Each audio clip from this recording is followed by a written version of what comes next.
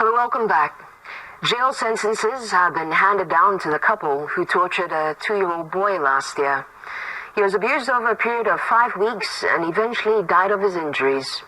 In sentencing, the judge noted the senseless brutality, pointing out the pathologist's report on how horrific and inhumane the boy's punishments were.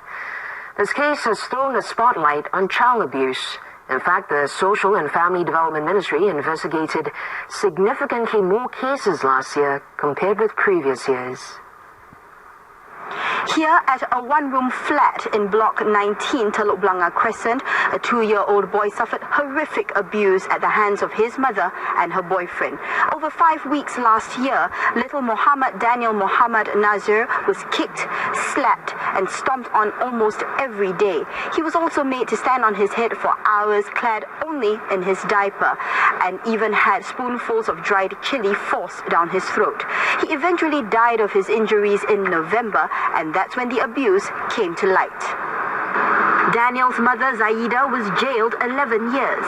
Her boyfriend, Zaini Jamari, was sentenced to 10 years jail and 12 strokes of the cane. Daniel and his family lived here with 51-year-old Madam Puspawati Abdul Razak, a friend of Zaida's. She recalls with chilling clarity the morning Zaida told her Daniel would not wake up. She opened the curtain, this one, I see the Daniel, the leg all blue, and then I crying.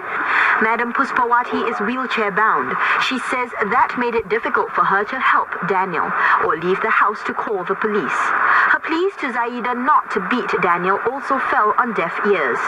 More than 6 months have passed since the toddler died, but Madam Puspawati misses him every day. I so much love Daniel. Until now also I think Daniel with me. Last year, MSF's Child Protective Service investigated 551 serious cases, a 40% increase compared to the previous 3 years. The spike, it said, was due to better detection among agencies. But some forms like emotional and psychological abuse can be harder to spot, and if undetected, could have adverse long-term effects. Because the child has been exposed to abuse when they were young, they may not be able to trust people. So when they grow up, it will have an effect on their relationships, especially close relationships with their spouse, their children, and they will not be able to adjust so well later in life. And another area will be because they have been exposed to this method of discipline from their parents. They may also become abusive parents in future. The question remains, how can cases like Daniel's, which was not known to authorities till he died, be prevented from falling through the cracks?